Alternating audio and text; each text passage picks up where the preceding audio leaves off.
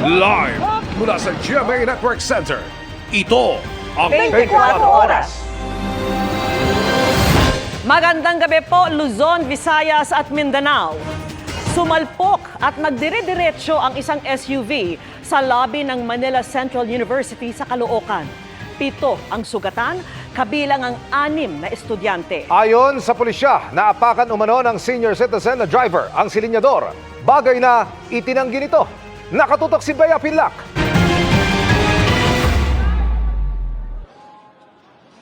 Pauwi na sana ang mga estudyante ng Manila Central University o MCU sa Caloocan kahapon nang biglang sumalpok at tumagos sa entrada ng isa sa mga gusali ng eskwelahan ang SUV na ito. Huwag kang gagalaw! Huwag kang gagalaw! Relax lang, relax. 7 ang sugatan kabilang ang 4 na menor de edad. 6 dito mga estudyante, habang isang empleyado ng paaralan ang nadamay rin. Kwento ni Grace, hindi niya tunay na pangalan, nasa labas na ng building ang mister niya at ang 8 taong gulang nilang anak nang biglang humarurot ang sasakyan. Nagulat ako, tumawag yung husband ko sa akin. Sabi niya, mahal na aksidente kami. Shock talaga ako. Hindi ko alam kung ano pa yung pwedeng mangyari. Ang SUV, minamaneho ng 70 anyos na lalaking magsusundo lang daw sana sa apo niya. Si tatay is magsusundo ng granddaughter niya. Accidentally niya po na naapakan yung accelerator ng sasakyan. Kaya pumasok dun sa education business building ng naturang school po. Ang natumbok po talaga yung female student na 13 years old. Dinala sa ospital ang 7 sugatan, pati ang driver ng SUV na sumamaraw ang pakiramdam dahil sa pagkabigla ayon sa pulisya. Ongoing treatment pa naman sila pero may paunang result na stable naman po sila lahat kasama po yung driver. Nakalabas na ng ospital ang senior citizen na driver. Hawak siya ng Traffic Accident Investigation Unit ng Caloocan Police. Giit niya, nakahinto na kami sa doon sa tapat ng ng entrance ng school. Pinipreno ko pero hindi ko naman natapakan yung silinyador, nag-wild yung dire-diretso ron sa Buti nakakabig ko sa kaliwa, kung hindi mga bata ang daan yung madadaan ron. Nasa kondisyon naman ako. Hindi naman ako antukin Sana hindi ko naman kagustuhan din yung nangyari. posible siyang maharap sa reklamong reckless imprudence resulting in multiple physical injuries at damage to property. Wala pang pahayag sa ngayon ang MCU. Para sa GMA Integrated News, Bea Pinlac, nakatutok 24 oras. Naharang ang tangkasan ng pagbebenta ng isang nanay sa halos kapapanganak niya lang na sanggol, kapalit ng mahigit 40,000 piso. Depensa ng suspect, napilitan lang siya dahil sa kagipitan. Nakatutok si Marisol Abduraman, exclusive. Baby for sale online? Ito ang nirespondihan ng PNP Women and Children Protection Center sa Tanawan, Batangas. Sa ospital mismo iniabot ng ina ang kanyang sanggol na 2 linggo pa lang mula ng kanyang ipinanganak. Agad siyang inaresto. Sinagip naman ang ibebenta sanang sanggol. Gayun din ang isa pa niyang anak na 1 taong gulang pa lang. Ang inaalok lang po niya doon talaga is yung 2 weeks old baby boy. But then nakita namin na meron pong 1-year-old na child at risk. So yun po, nirescue na rin ng ating team po. Isinailalim sa entrapment operation ng suspect nang mabisto siya ng cyber patrol. Itong si undercover will pay po si seller ng 25,000 as payment for the hospital bills po. And remaining as payment po doon sa pag-adapt doon sa baby is 20,000. Hindi ko naman po talaga gusto mangyari. Gawan yun sa anak ko Kasi single parent po ako. Napilitan lang ako kasi gusto ko mabayaran yung bill namin kasi wala akong mapagkukunan. Muli nagpaalala ang mga otoridad sa publiko, lalong-lalo na sa mga magulang, na ang baby selling at illegal adoption ay isang krimen na hindi basta-basta ang parusa. Ang penalty po na impossible dito is pwede pong life imprisonment. Depende po doon sa gravity ng offense. Hindi lang po yung nagbebenta ng baby ang ang napaparusahan dito, but also yung bumibili po ng mga babies na wala po sa proseso. Nasa pangangalaga na ng DSWD ang mga nasagip na bata. Sinampahan ng paglabag sa Trafficking in Persons Act at iba pang reklamo ang kanilang ina. Regardless whether you are the mother, you are financially kulang po, then you don't have the right po basta na lang ibebenta mo, ipapadap mo yung mga anak mo. Para sa GMA Integrated News, Marisol Abduraman, nakatuto 24 oras. Sa Marilao, Bulacan naman, 5 bata ang sinagip dahil inilalako umano sa mga dayuhan online para gumawa ng kalaswaan. Huli rin ang itinuturong bugaw. Nakatutok si John Consulta.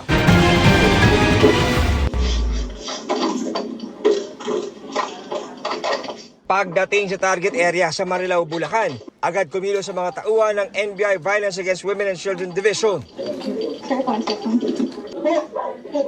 Kayo po ay inaaresto namin sa salang paglabag ng RA 1190 Online Sexual Abuse and Exploitation of Children.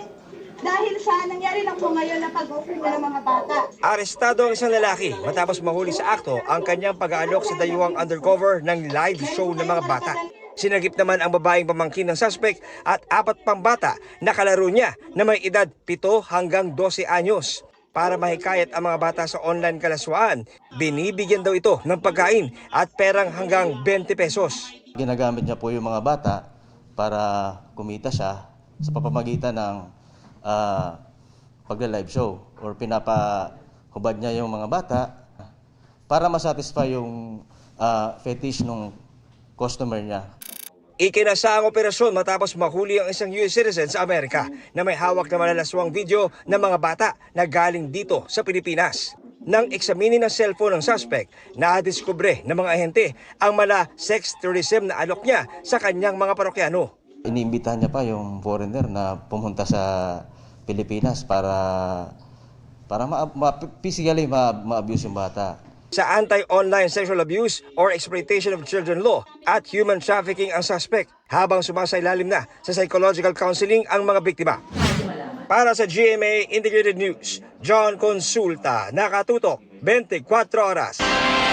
Sinita ni Pangulong Marcos ang mga ininspeksyong flood control project na kung hindi sira-sira ay pangit ang kalidad o hindi pa natapos. Nakatutok si Jonathan Andal. Pagkapa ni Pangulong Bongbong Marcos sa diking ito sa Kalumpit, Bulacan, Yung simento rito, natudurog sa kamay. dismayado ang Pangulo dahil sira-sira, butas-butas at nakausli na ang mga bakal sa bahagyang ito ng dike sa Barangay Frances. Malabnaw yung simento na ginamit. Nagtipid sa simento, nagtipid sa... Unang-una yung simento, ganyan lang kakapal. Dapat 18 centimeters. 18 cm, mga 8 inches, parang kalsada. Pero napansin din ng Pangulo, nagkaisla na sa gitna ng ilog. Ito yung isla sa gitna ng ilog. Kung makikita ninyo, tinubuan na ng mga damo, tinubuan na ng mga halaman. Ibig sabihin yan, ganyan nakababaw yung ilog na ito. Nagtataka ngayon ng presidente. Kasi ang dumarating daw na report sa kanila, nagkakaroon naman ng dredging dito. Tignan naman ninyo, paano magiging completed yan? Tignan ninyo. May isla sa gitna. Tinutubuan na ng damo na napaka... Ibig sabihin, matagal na silang hindi nagde-dredge. Although sa report namin, nagde-dredge sila. Ayan na naman. Pahahanapin natin yung sinong responsible dito sa gobyerno, sa private. At kailangan managot sila dito sa kanilang ginawa. Huwag sila managot sa akin, managot sila dito sa mga tao dito. Inilabas ng Malacanang ang listahan ng 7 kontratistang nakasungkit ng mga flood control project sa Barangay Frances, Kalumpit mula 2022. 8 kontrata para sa 7 kumpanya ang nakalista. Ang halaga pag pinagsama-sama, mahigit kalahating bilyong piso. Lumabas din sa inspeksyon ng Pangulo na putol ang dike sa Kalumpit at may butas na 50 metro. Kaya pag umaapaw ang ilog, tumatagos ang tubig papunta sa Barangay Frances, lalo na kapag high tide. Ang naturang butas diretso sa bahay ni Edgar na 1 buwan ng lubog sa baha. Ito mo high tide, ganyan kami, na sasapul ng tubig. Please, magawa yung dike na yan. So hindi nakatulong ang dike? Hindi. Worse ka. Kasi butas. Nagpasisid din ang Pangulo ng mga scuba divers sa Pampanga River sa Kalumpit at natuklasang makapal na ang putik sa ilalim at hindi na nakadikit ang beam sa anumang pundasyon o sheet pile support doon. Lumabas din sa pagsusuri na hindi siksik ang lupa bago binuhusan ng semento ang dike. Hindi rin pare-pareho ang kapal ng semento at posibleng mahina ang concrete mixture na ginamit ayon sa pagsusuri. Ayon sa palasyo, dapat na itong ayusin agad para hindi na lumaki pa ang pinsala na ngayaabot sa 100 metro. Sa Barangay Bulusan naman sa Kalumpit pa rin, sinita ng Pangulo ang Malaghost Project na proyektong inireport ng tapos kahit kulang pa ng 200 metro at butas-butas pa. St. Timothy ang kontratista dito. Kaya titingnan natin, kailangan pasagutin natin kung bakit ganitong ginawa nila. Mas mabuti pa, dapat pumunta sila rito, pakita nila gano'ng kahirap ang buhay na binigay nila sa mga kababayan natin. Pangatlo ang St. Timothy sa 15 nakakuha ng pinakamaraming flood control project sa nakalipas na 3 taon. Sinisikap pa namin kunin ang pahayag ng mga kumpanyang inilista ng Malacanang. Para sa GMA Integrated News, Jonathan Andal, nakatutok, 24 oras. Pinag-leave of absence na ng opisina ni Senator Robin Padilla ang political officer nilang si Nadia Montenegro. Ito'y hanggang matapos ang investigasyon ukol sa suspetsa na may nagmariwana sa loob ng isang palikuran sa Senado. Pinayuhan na rin daw na magpa-drug test ang aktres. Nakatutok si Mark Salazar. Pinagpapaliwanag ng tanggapan ni Senador Robin Padilla ang staff na si Nadia Montenegro matapos maiugnay sa isyu ng paggamit umano ng marijuana sa Senado. Pero ayon sa Chief of Staff ng Senador, hindi na raw ito pumasok sa trabaho simula nang pumutok ang issue. Hindi na siya pinag-resign, hindi siya nag-resign. We are still waiting. Di ba she was given po 5 days to... 5 days of Martes. Mag-explain ko. Political officer si Nadia Montenegro sa office ni Senador Padilla. Ayon sa incident report ng Senate Sergeant at Arms, inireport sa kanila na may naamoy daw na tila marijuana sa ladies' room sa 5th floor ng Senate building. At ang tanging naroon daw ay si Montenegro. Nang tanungin ng security, itinanggi ni Montenegro na nagmarijuana siya at baka raw ang kanyang vape ang naamoy. Nakausap daw siya kagabi ng kanilang Chief of Staff na si Attorney Rudolph Philip Jurado at napagpayuhan siyang magpa-drug test. Sa drug test, sinabi ko sa kanya, Nadia, siguro magpa-drug test ka. Hindi ko alam kung nagpa-drug test. Pero baka magamit yan as an advising yun na magpa-drug test ka. Sinusubukan pa namin makakuha ng pahayag mula sa dating aktres. Dahil sa pangyayaring ito, iminungkahi ni Minority Leader Tito Soto ang random drug test sa Senado para raw masigurong drug-free environment ang mataas na kapulungan. Ginawa niya raw ito nung Senate President siya ng 18th Congress. Hinihinga namin ng pahayag si Senate President Chis Escudero pero nauna na niyang iniutos na imbestigahan ang insidente. Para sa GMA Integrated News, Mark Salazar, nakatutok 24 oras.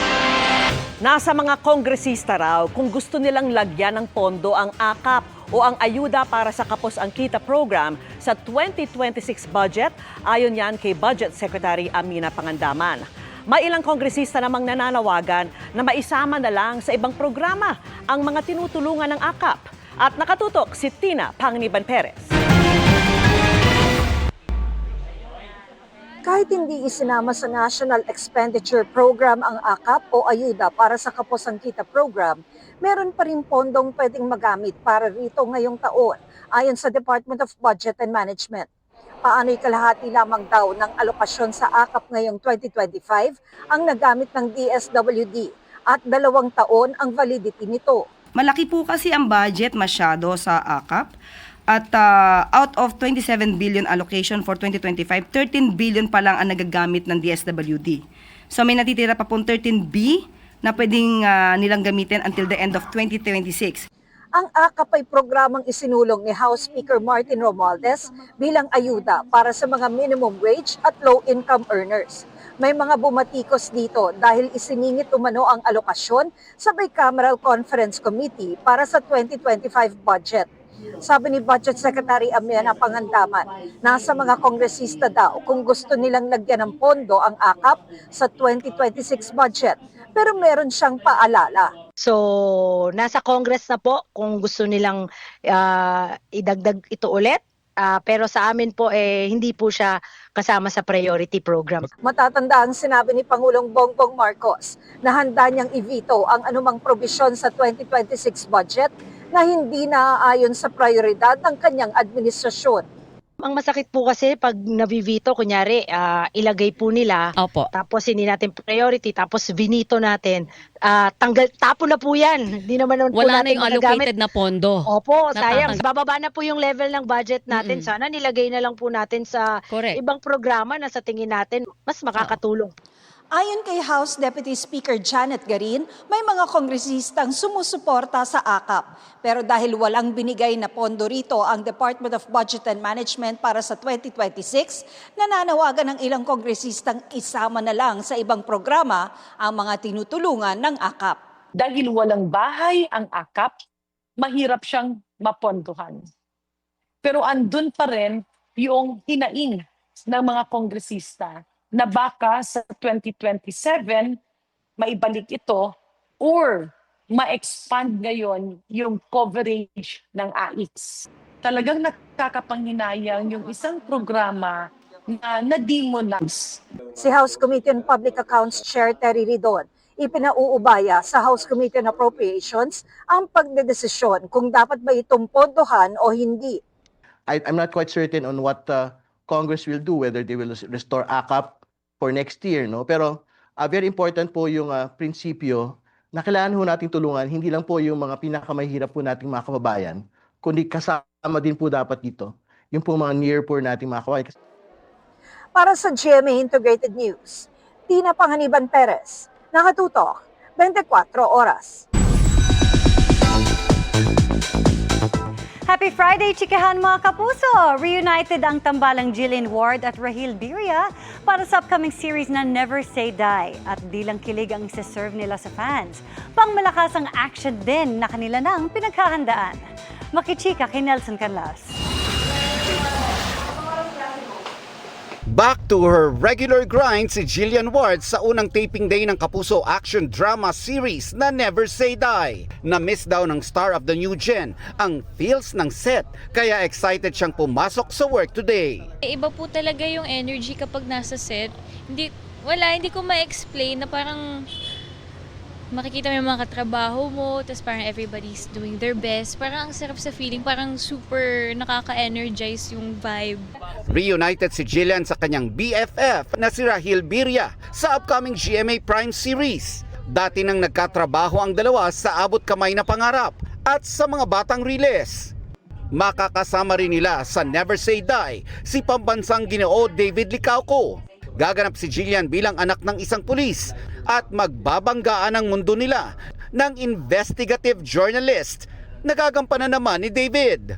Makikigulo pa ang karakter ni Rahil na isang gadget expert. Sobrang masaya ako na naka-work ulit si Jill kasi it's very easy to work with her. Parang naka-work ko na sa MBR, sa Abot Kamay. Sa free time ni Jillian at Rahil, gumagawa sila ng TikTok content na kinakikiligan ng netizens. Masaya kami na marami pong natutuwa din sa mga post namin. Kasi yung mga post namin, very spontaneous lang. Like, kapag nakikita kami, wala, tara TikTok tayo. Sabi niya, tara TikTok tayo. Tsaka yung dating. Paano? Sige kayo na pogi. Basta sa akin yung dating. Ay, biglaan lang din yun. Oo, ganun. Tapos pag nagka-caption ako, kunwari di ka happy. Pero tutuwa ka naman, tinatawag ko Superman.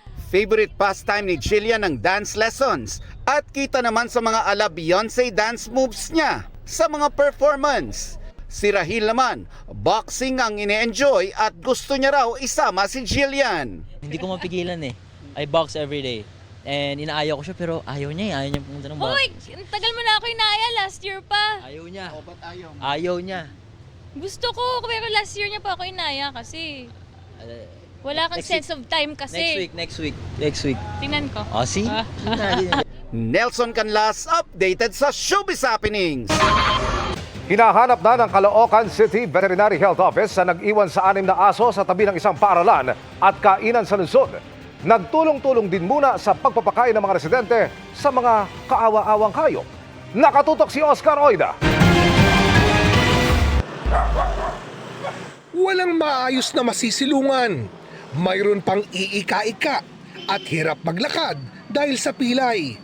Kalunos-lunos nga ang estado ng 6 na asong inabandona sa tabi ng isang paaralan sa may BF Homes 1, Barangay 169 North, Caloocan.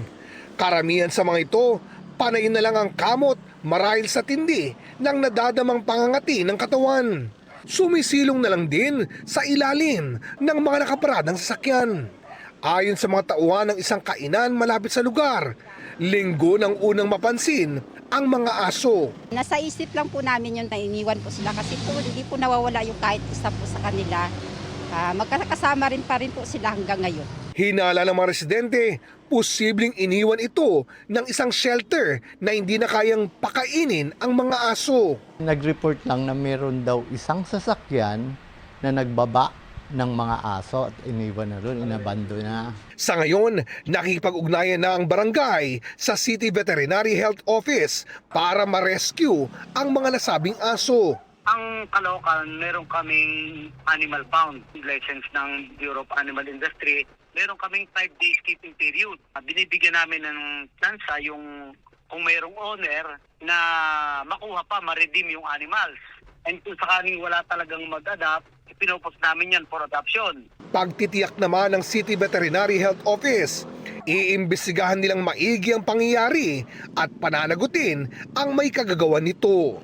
Pwede talagang kasuhan yan base dun sa ating Animal Welfare Act. Yung abandonment of animals, mayroon pong penalty yan na 6 months to 1 year and may fine na 30,000. Sa ngayon, tulong-tulong umano ang mga residente sa pagpapakain sa mga aso. Para sa GMA Integrated News, Oscar Oida, nakatutok, 24 oras. Ipinabubusisi sa Department of Public Works and Highways ang estado ng libo-libong flood control project sa buong bansa para alamin kung may problema sa mga ito. Kaugnay pa rin ito ng pagpuna ni Pangulong Bongbong Marcos na tila may nangyayaring korupsyon sa mga proyekto. Nakatutok si Joseph Moro. Itinurn over ni Budget Secretary Amena Pangandaman kay Public Works Secretary Manuel Bonoan ang listahan ng abot 5,000 flood control projects sa buong bansa ngayong taon. Ang halaga 346.6 billion pesos. May agam-agam si Pangandaman. Okay naman siya, di ba? It's a honest to goodness investment. Ito po lahat yun. Of course, yung iba, I'm sure baka okay. Oh. But, kasi may mga 5 billion, di ba? Hindi ko alam kung... Kaya pinabubusisi sa DPWH kung ano na ang nangyari sa mga proyektong ito. Kasama sa pinatitingnan ng abot 500 flood control projects sa Metro Manila na may halagang 37 billion pesos. Tinuos lahat yan sa program convergence budgeting ng iba't ibang ahensya matapos iutos ng Pangulo na kalkalin ng estado ng mga flood control projects. Kabilang sa tiniyak ay walang doble-dobleng proyekto. Hindi ko sinasantabi na yun dun sa 346 billion, meron doon na mga talagang kinakailangan. Pero parang mas maganda po, kaya nga convergence, di ba? Mas maganda na naka-identify ka na ng mga big ticket at mataas ang value added na mga proyekto na pinagkakasunduan ng lahat ng ahensya. Pinag-usapan din ang pagbuo ng isang master plan para sa flood control sa Metro Manila. Kasi pag bumaha sa Metro Manila, akala ng ibang lugar, buong Pilipinas na po yung bumabaha. Yung mga LGUs naman, I'm sure they're very much willing to also provide funding, di ba? Dahil kanya-kanya mga LGU sa pag-upgrade ng mga 50 taon ng drainage system, hindi na magkakapareho ang sukat ng mga tubo. Ilan sa mga gustong gawin ng pamahalaan maglagay ng cistern o imbakan ng tubig sa ilalim ng lupa sa ilang bahagi ng Metro Manila para doon pumunta yung tubig baha tuwing umuulan. Katulad na lamang ng cistern sa Bonifacio Global City na kaya mag-imbak ng lampas 20 milyong litro ng tubig o 8 Olympic-size na swimming pool. Ilan sa mga tinitingnan lagyan sa ilalim ng Camp Aguinaldo Golf Course sa Campo Aguinaldo, Ra Sulaiman Park sa May Rojas Boulevard at sa University of Santo Tomas sa Maynila. Noong una daw po, hindi pa pumapayag yung UST. Pero dun sa meeting, narinig ko, pwede na, pumayag na daw po. Kasama rin yan sa mga mungkahi ng urban planner na si Architect June Palafox bukod pa sa pagpapalalim o dredging ng mga ilog. Sa 400 ilog sa bansa, halos 100 ang patay na. Nasa codes ng Singapore, I think even Manhattan, during heavy rainfall, you harvest the water. And then you can recycle the water or release it after the floods. Every barangay should have a rainwater harvesting. Para sa GMA Integrated News, Joseph Morong, nakatutok 24 oras. Binabalak na isalang muna sa isang uri ng exam ang mga graduate ng maritime courses sa kolehiyo. Yan ang National Merchant Marine Aptitude Test na ayon sa gobyerno ay bahagi ng pagtaas ng antas ng pagsasanay sa mga Pilipinong marino.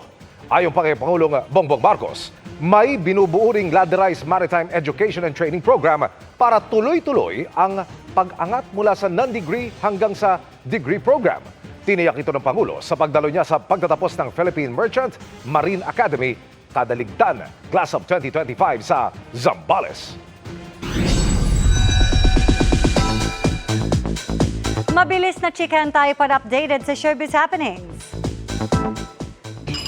May natitipuhan ka ba sa mga housemates? Yes or no? Yes. Sinabi ko na nga, no? I-replay na lang dun sa bahay ni Kuya. Ikaw, sabi ko ikaw. Pagkakagusto sa someone is paghanga lang naman. Hindi naman Huwag mo na-explain mo on defensive. Ano naman? Anyway, everyone, Will Ashley! Ay, layag na layag ang Mick Will sa confession ni Will Ashley na natipuhan niya ang housemate na si Mika Salamanca sa loob ng PBB house. Si Mika halatang na-flatter sa pag-amin ni Will na kinakiligan ng fans. Ready to start fresh si Mikey Quinto sa kanyang brand new home. Kwento ni Mikey sa It's Showtime, first time niyang maninirahan mag-isa, kaya nakakaramdam siya ng konting jitters. Looking forward naman si Mikey sa new chapter ng kanyang 20s. Touchdown Canada na si Rudy Madrid na handang magpasaya at magpakilig sa Global Pinoys para sa Sparkle World Tour 2025. Makakasama niya rin sina Ai de las Alas at Kylene Alcantara at Pepita Curtis. Nang araro ng 4 na sasakyan ang isang oil tanker na nawalan umano ng preno habang nasa Mabini Bridge sa Maynila. Ang lagay ng traffic doon ngayong Payday Friday, tinutukan live ni Salima Refra. Salima. Vicky, 3 nga ang sugatan sa aksidente. Sa ngayon, light to moderate na yung daloy ng trapiko dito sa Mabini Bridge sa Maynila. Pero kanina, halos hindi umusad o gumalaw ang mga sasakyan dahil sa aksidente. Sa dashcam video na binigay sa MMDA, kita kung paanong mula sa inner southbound lane, biglang kumana ng isang oil tanker at inararo ang 4 na sasakyan sa Mabini Bridge pasado 2:00 ng hapon sa Maynila. Isang AUV, motorsiklo at 2 pang SUV sa harapan ang nadamay bago ito tumama sa gilid ng tulay. Sa lakas ng impact, umikot ang tinamaang AUV. Swerteng galos lang ang tinamo ng sakay nito. Ito nakita mo sa likod wasak, sa tagiliran wasak. Yung pwesto ko mismo talaga yun ang wala. Talagang iningatan ako ng Diyos. Sobrang thankful ko talaga sa Panginoon. Kala ko nga katapusan ko na eh. Nagsosorry nga sa akin yung driver. Sabi ko, magpasalamat ka kasi wala namatay. Paliwanag ng pahinante ng truck, sa itaas pa lang ng tulay, naramdaman na raw nilang nawalan sila ng preno. Dito na raw bumusina ng malakas ang kanyang driver. Okay naman po yan. Nung umalis kami ng planta, lumabas kami, bumiyahe kami. Pag bababa na ako kami, nawala na ang preno. Kaya yung naisip po ng driver ko, pinabig niya na po ng kanan para may tama kami sa gutter para huminto. Natamaan po namin yung kotse at yung motor. Ang Manila Disaster Risk Reduction Management Office, 3 ang nilapatan ng paunang lunas, kabilang ang rider ng motor. Yung driver ng motorsiklo, dinala naman sa orthopedic. Nagka-fracture ata yung tuhod niya, yung kanan. Nasa kustodiya na ng MPD Traffic ang driver para sa investigasyon. Mahaharap siya sa mga reklamong reckless imprudence resulting in physical injuries and damage to property. Ang aksidente, nagpabigat ng daloy ng trapiko sa Mabini Bridge Nagtahan, Legarda at Sampaloc area hanggang sa Santa Mesa.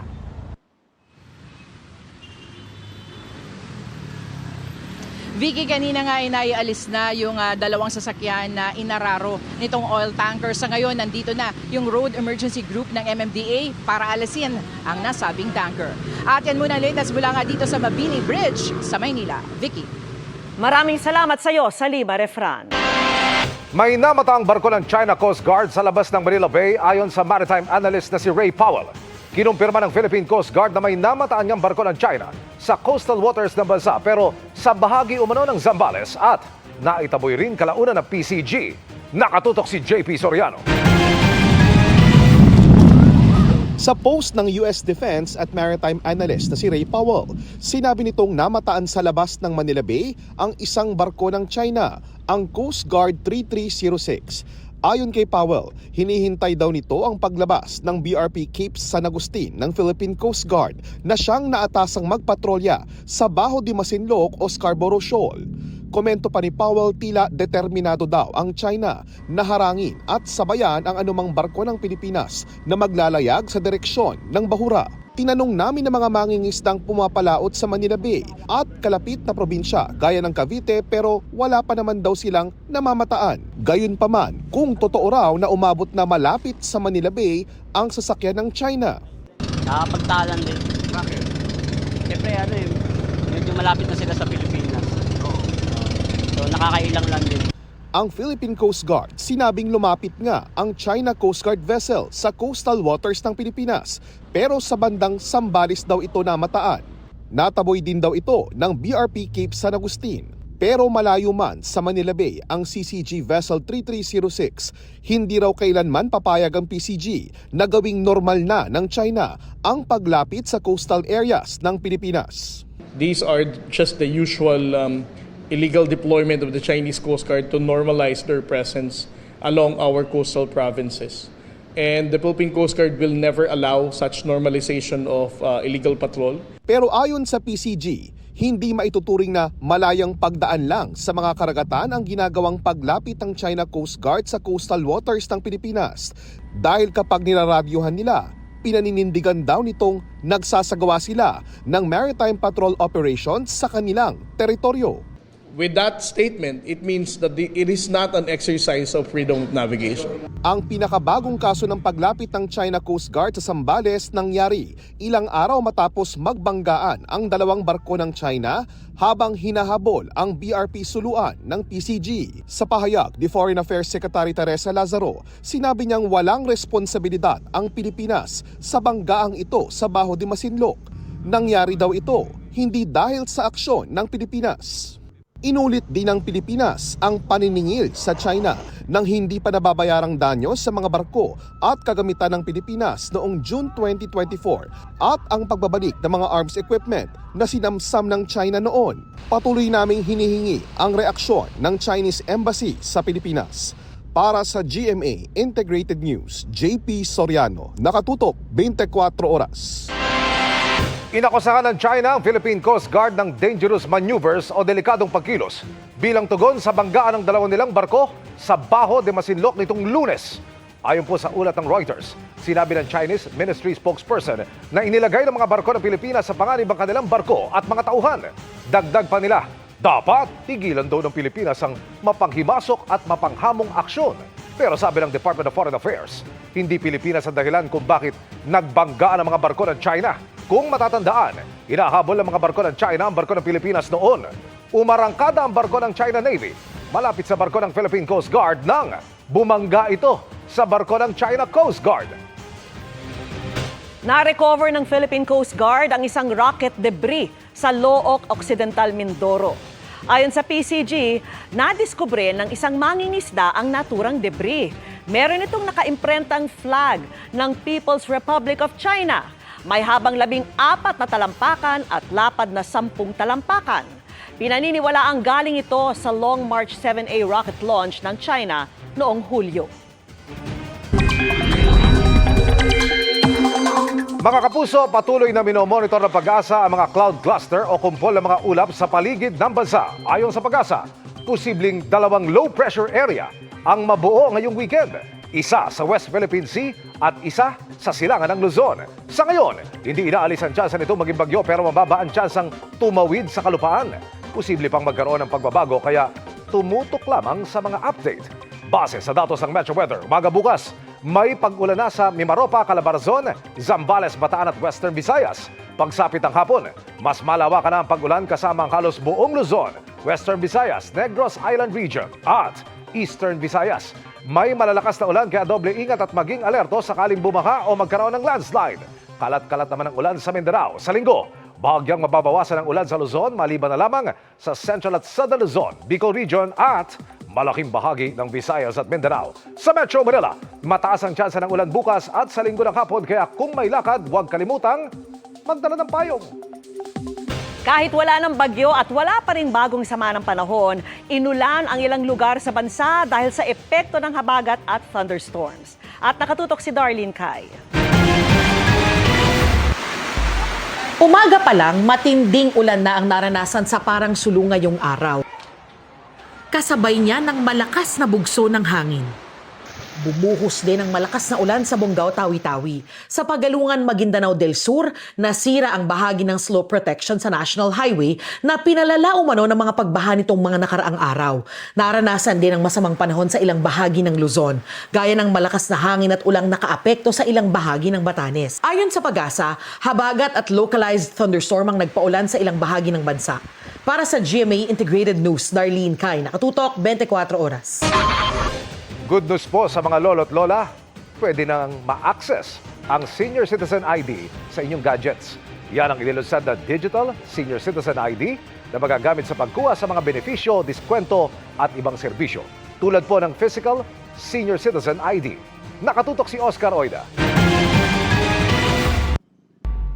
Para sa 69 anyos sa si Aling Consuelo, extra challenge ang madalas na pagbitbit ng mga kung ano-anong dokumento na kinakailangan para ma-enjoy ang kanyang senior citizen benefits. Minsan nga raw, nasa butika na siya para bumili ng kanyang gamot. Di naman pala niya dala ang kanyang senior citizen ID. Kasi po, kailangan laging isa-isip natin yung ating mga gagawin, dadalhin. Ay ngayon, kung mga may edad na nalilimutan. Pero good news para sa mga gaya ni Aling Consuelo. Kaninang umaga lang, pinangunahan ng Department of Information and Communications Technology o DICT at National Commission of Senior Citizens ang paglulunsad ng Digital National Senior Citizens ID o NSCID sa pamamagitan ng eGov.ph Super App. Layunin ng programang ito na gawing mas madali para sa mga senior citizen ang pag-access sa kanilang mga benepisyo, diskwento at serbisyong pangkalusugan na hindi na kailangan ng madaming pisikal na dokumento. Via this program, mapapadali yung kanilang application at pag-access upang masigurong ang kanilang benefit ay maibibigay sa kanila. Yung may mga eGov.ph app na, wala na daw kailangan gawin. Automatic na magkakaroon daw ng Digital National Senior Citizens ID sa app pagpatak ng kanilang senior year. Di na kailangan ng karagdagang registration. Yung mga physical ID naman ay maaari pa rin naman umanong magamit. Napakaganda dahil ito ay ayon sa mga senior citizen ay malilimutin. So, palagi nilang dala ang cellphone nila, ipakita lang, makakabili ng gamot, makakakain ng may discount. Through eGov.ph na app natin with DICT ay pwede na pong magsumbong doon pagka meron silang mga problema sa ibaba like violence against older persons. So isa yan sa mga services na aabangan niyo po. Sabi naman ng DICT, umpisa pa lang ito pagkat isusunod naman daw nila ang iba pang sektor ng lipunan tulad ng mga PWD. Para sa GMA Integrated News, Oscar Oida, nakatutok 24 oras. Kine-question na sa Korte Suprema kung naaayon ba sa konstitusyon ang pag-urong ng barangay at sangguniang kabataan elections sa 2026 imbis na sa Desyembre. Sa petisyong inihain ng election lawyer na si Attorney Romulo Macalintal, ipinunto niyang paglabag ito sa karapatan ng mga mamamayang bumoto. Hindi anya naabot ng Kongreso ang itinakda ng Korte Suprema na valid, genuine at reasonable criteria para ipagpaliban ang barangay at SK elections o BSKE. Dati na ring naghain ng petisyon si Makalital sa kahalintulad na issue ng ipagpaliban ang BSKE noong 2023. Dineklara ang unconstitutional ng korte dahil labag sa karapatang bumoto at dahil sa grave abuse of discretion sa pagsasabatas nito. Ayon naman kay COMELEC Chairman George Garcia, sa maagang paghahain ng petisyon ay mas maaga ring malalaman kung dapat nilang ituloy ang paghahanda sa barangay at SK elections. Pinapag-iba ng Quezon City Hall ang pumping station na itinayo ng DPWH sa ibabaw ng isang creek kahit tinutulan noon at napalala umano ng pagbaha sa lugar. Sinita rin ito ang pagpapatayo ng isa pang proyekto sa isang lugar na hindi bahain noon pero binabaha na ngayon. Nakatutok si Maki Pulido. Nang manalasang Bagyong Ondoy noong 2009, hindi naman binaha ang Riverside Extension sa Barangay Commonwealth sa Quezon City. Pero nang bumayo ang magkakasunod na bagyo at habagat nitong Hulyo, mabilis na tumaas ang baha na nagpalubog sa mga kabahayan at kalsada. Parang dagat. Minsan po wala pang 30 minutes na, kunwari sobrang lakas po ng ulan, wala pa pong 30 minutes. Hanggang dito na ho yan. Ang flood control project na ito ang sinisisi ng mga residente. Noong 2023, kumipot nila ang ilog nang magtayo ng retaining wall. Bumabaw pa ito ng tambakan. Ito yung riprap bago itayo yung flood control project. Pero sa halip na dito mismo itayo yung retaining wall, sa harap nito itinayo ang retaining wall na ito. So ang sinasabi ng mga residente, ang naging resulta nito, sumikip yung ilog. Maliban dyan, tinambakan at sinementohan yung ilalim ng ilog, kaya ang naging resulta, bumabaw pa yung ilog. Committed na, bumabaw, tapos nagkaroon pa po ng isang matinding problema doon, sumikip. Pagdating po niya doon sa pagligo na yan, imbudo na ho yan. Sa datos mula sa DPWH, Legacy Construction Corporation ang kontratista sa 49 million peso project na ito. Sa mga construction companies na binanggit ni Pangulong Marcos, Legacy ang may pinakamaraming nakuhang flood control projects na may kabuuang halaga na mahigit 9.5 billion pesos. Nagulat si Quezon City Mayor Joy Belmonte na nagpatayo ng proyektong kontrabaha ang DPWH sa komunidad na alam niyang hindi naman binabaha. May mga flood control projects pala ang DPWH na sa nagawa sa lungsod natin na hindi pala na-coordinate sa city na ngayon lang namin nalalaman. Definitely, nabigay na ako ng instructions sa City Engineer's Office namin na hanapin lahat ng mga project na ito at i-document lahat at i-imbestigahin natin lahat ito. Nalusutan din anya ang City Hall ng DPWH sa pumping station na ito sa Barangay Santo Domingo na itinayo sa ibabaw mismo ng creek. Ayon kay Mayor, hindi ito pinayagan ng ipresenta sa City Hall dahil hindi naayon sa Drainage Master Plan ng syudad. Kahit sinabi anya ng City Hall na hindi ito ang tamang kontrabaha sa lugar, ay itinuloy pa rin ng DPWH ang proyekto. Dahil dyan, lumalaan niya ang baha sa Barangay Santo Domingo at mga kalapit na barangay. I feel there may be red flags. Bakit nung nilapit sa amin ay ongoing na pala yung construction? That feels quite devious. Nung nag-object kami, sabi namin hindi yata yan ang solusyon dun sa problema ng flooding sa lugar na yan, tinuloy pa rin nila. St. Timothy Construction, naka-joint venture ang Pilastro Builders, ang kontratista sa 96 million peso project na hindi pa raw tapos dahil wala ang mismong pump. Napag-alaman din ni Belmonte na para matapos, naghihintay pa ito ng dagdag na 250 million pesos na bagong alokasyon sa 2026 budget. Gibain nyo na po ang inyong pinatayong infrastruktura sa gitna po ng creek dahil yan po ang nagiging sagabal sa pagdaloy ng tubig. Sa buong bansa naman, mahigit 7 bilyong piso ang na-corner na budget ng St. Timothy Construction. Batay sa SEC General Information Sheet ng St. Timothy, sa gusaling ito sa Pasig City ang opisina nito. Ito rin ang office address ng Alpha and Omega Construction na higit 7 billion pesos rin ang nakuhang budget para sa mga kontrabahang proyekto. Sinusubukan pa naming kunan ng pahayag ang DPWH District Office at ang kumpanyang nasa likod ng mga nabanggit na proyekto sa Quezon City.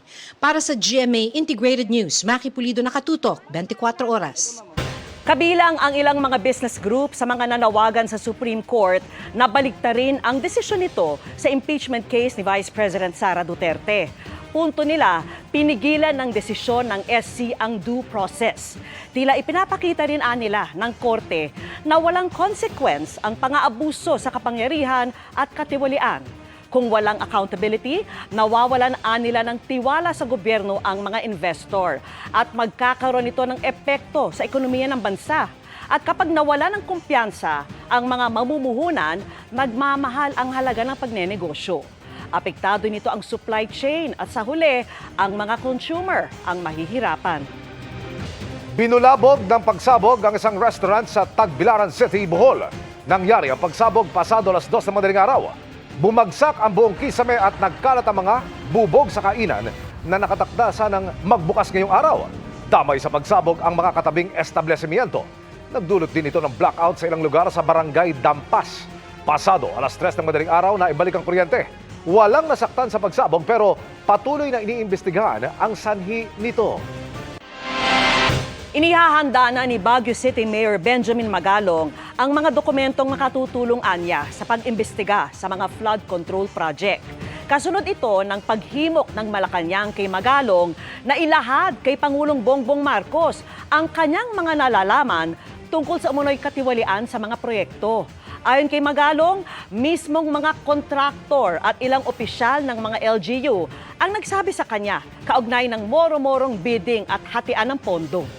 Dahil 30% na lang umano ang natitira sa pondo, nagiging ghost project o substandard ang mga materyales sa flood control projects. Collect evidence and leads, leads. Patapos pati mga photos, pati mga kung ano-ano pa. Na pwede nang magamit na rin doon sa pag-imbestiga para pag tinurn over naman natin to maayos naman na to at hindi na mahirapan yung mga investigating body. Wala ng buhay nang matagpuan sa dalampasigan ng Dagupan, Pangasinan ng isang batang nawawala sa bayan ng Asinggan. Hubot-hubad at nakasilid pa sa garbage bag ang labi. Nakatutok si Sandy Salvacio ng GMA Regional TV. Mangingisda ang mag-live-in partner na sina Erlina at Joseph pasado alas 5 ng madaling araw nang may matagpuan silang bangkay ng batang babae sa dalampasigan sa barangay Bunuan Gasset ng Dagupan, Pangasinan. Hubot-hubad ang bangkay na muntik pang mapagkamalang manika. Nakasilid sa garbage bag ang itaas na bahagi ng katawan ng bangkay. Naghihila po ako ng daklis, ma'am. Tapos habang hinihila ko po, yung pagkahila ko po ng mga 4 na hukbang ko po, pakatingin ko po ng ganun, paa. Tapos yung pagkaano ko na naman, bakit hilain mo na? Sabi niya, saglit. Sabi ko, tapos hilain mo na, may patay na bata dito. Sabi ko ganun sa kanya. Parang natutula lang, tawag ka ng dun para makita nila dyan. Wala pang pahayag pero positibong kinilala ng kanyang pamilya ang bata na una nang napaulat na nawawala kahapon, August 14. Tubong Asinggan, Pangasinan ang 7 taong gulang na biktima. Sa post ng kanyang ina online, hindi sila titigil hanggang hindi nakakamit ang hustisya. Sa post ng isa niyang kaanak, inilarawan bilang matalino at mapagmahal na anak si Aleria Gabriel o kung tawagin nila ay Portia. Nagkikipag-ugnayan na ang pamilya sa mga otoridad upang makamit ang hustisya para sa kanilang munting anghel. Nag-conduct po ng initial examination yung SOCO, yung medical legal officer natin. Nakita nila na may tatlo pong gilid yung leg po ng bata. Na itong bata po pala is ito yung nawawalang bata dun sa Asinggan kagabi. Ayon sa pulisya, posibleng kakilala ng bata ang sospek. Sinasabi na yung bata is may isang sasakyan na pumunta po dun sa bahay nila. Then buwaba yung driver, kinuha yung bata, pinasakay dun sa harapan. Then umikot ulit, nag-drive, then umalis na. Yung suspect natin, so pag makikita natin, kinuha yung bata, hindi po siya by force. Sumama po, kinarga yung bata, isinakay. So most probably relative niya. Mula sa GMA Regional TV at GMA Integrated News, Sandy Salvacio, nakatutok 24 oras.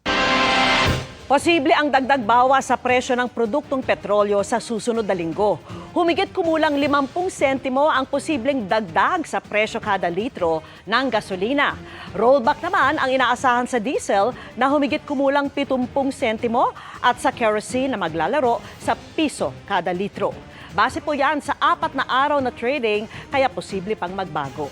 Ayon sa Oil Industry Management Bureau ng Energy Department, Nakaapekto sa presyo ang pagtaas ng supply ng OPEC Plus o mga bansang nagpo-produce ng langis, pati ang pagbaba sa global demand ng langis at paghupa ng trade tension sa pagitan ng Amerika at China. Ikinabahala ng mga tauhan ng NBI ang nabistong mga gamot sa isang warehouse na ibinebenta umano online. Kabilang diyan ang para sa HIV, pero hindi dumaan sa pagsusuri ng Food and Drug Administration. Nakatutok si John Consulta. Pagkaabot ng pera sa rider na nagde-deliver ng in-order na abortion pills at date rape drug, kumilos na ang NBI Dangerous Drugs Division. Ninuso ng rider ang pinanggalingan ng kanyang dalawang item na mabilis na sinalakay ng mga ahente. Nakita sa warehouse ang ilang mga abortive pill at sex enhancers maging mga sex toy.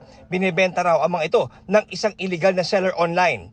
Partikular na kinababahala ng NBI ang HIV test kits at HIV meds dahil di raw ito dumaan sa Food and Drug Administration. Ayon sa NBI, lubhang delikado ang mga binibenta sa underground drugstore, lalo pat wala raw nakakatiyak sa epekto sa sino mang gagamit nito. Hugas kamay naman ang suspect na supervisor ng warehouse.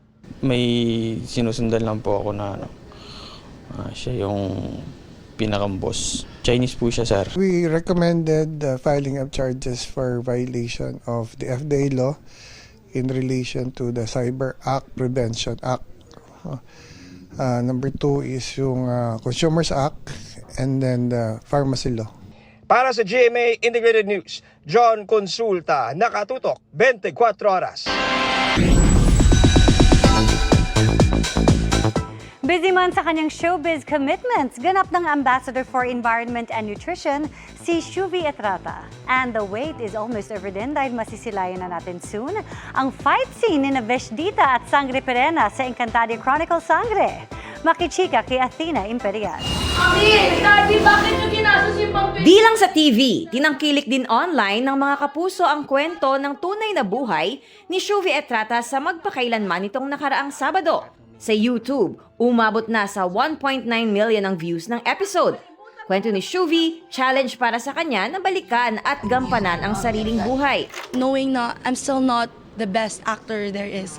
Hindi pa po ako ganun kagaling, pero I took the challenge. For me, while watching po the episode, I remember how it happened in real life. Napa-overshare nga raw siya with her interview with Miss Mel Tiangco. Actually, I was scared po kasi ang dami kong sinabi. Akala ko ikakat nila yun. I'm really an open book naman kasi to everybody. So, I will take it na lang as something na I hope I get to inspire people with my story. Naging mainit naman ang pagtanggap ng Ralph B. Shippers mula nang makaduwit niya ito sa isang event. Comment ni Shuvi, in our culture, love teams are very prevalent. Actually, hindi lang naman ako kay Ralph. Hindi lang ako shinip kay Richard. Kay Richard yung natuturo sa amin sa circus. Ginawa din nila ako, shinip nila ako kay River, kay Will. Ralph and I have been talking a lot about it. So, we know naman our boundaries. Of course, he has a love team. So, I don't wanna, I don't to disrespect them. But if there's a project po for us, why not? kahit busy sa showbiz commitments, naglalaan pa rin si Shuvi ng panahon para sa kanyang advocacies. Bago pa mag-artista, aktibo na siya sa mga ganitong bagay. Ngayong araw, formal siyang ipinakilala bilang Choose Good Ambassador for Environment and Nutrition. Every tree that I plant, it's a different kind of feeling. Pag alam ko po marami akong nagawa and I became competitive sa, oy, mas marami yung na-plan ko kasi sa'yo. Mamayang gabi sa Encantadia Chronicle Sangre, mapapanood ang karakter niyang si Veshdita kasama si Olgana na ipinadala ni Mitena para hanapin si Tera sa mundo ng tao. Ang dapat abangan, ang kanilang fight scene dahil dadaan muna sila kay Sangre Pirena. Naalala ko yung mga times ito, ang dami kong bunog, dami kong pasa-pasa. Ito na yung mga times na pinaghirapan po namin ito lahat sa Encantadia na mapaganda talaga yung mga fight scenes with Tera. Abangan nyo kung makikita ko ba talaga si Tera. Athena Imperial updated sa Showbiz Happenings.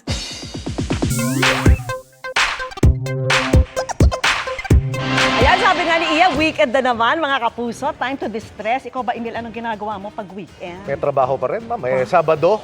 7 to 8, DCBB Newscast. plugging Pagkatapos na rin. taping ng resibo. Wow, Resibo. gandang plugging. Tapos pa sa hapon, magtuturo. Pag Sunday, ma'am, magsisimba. Kayo, ma'am. Ay, Kayo, ma'am. nahiya naman ako, huwag na lang. Kayo, ma'am.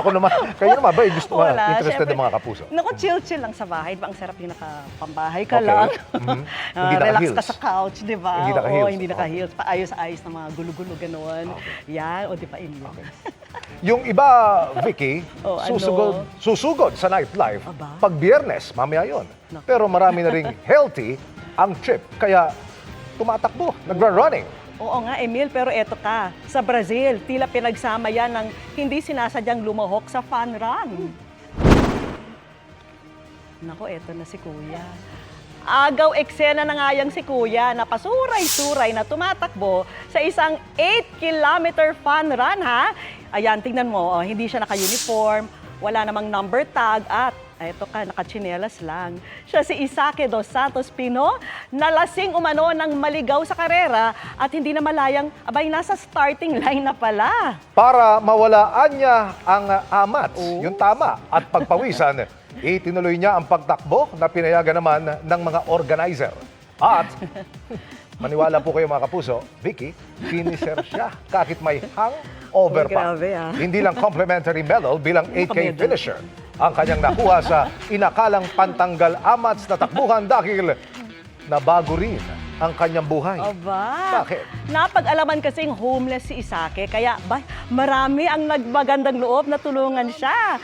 Sagot na rin ng LGU ang kanyang training, ha, para makasali pa sa ibang karera. At ang kapalit, hindi na raw siya totoma. Aba, at seseryosohin na ang kanyang running era. Ang tanong, Emil, mas maganda kaya ang performance niya pag lasing o hindi? Yan ang kailangan niya patunayan sa susunod na kabanata, ma'am. At yan ang mga balita ngayong Biyernes. Ako po si Vicky Morales para sa mas malaking misyon. Para sa mas malawak na paglilingkod sa bayan, ako po si Emil Sumangil. Mula po sa GMA Integrated News, ang News Authority ng Pilipino, nakatuto kami 24 oras.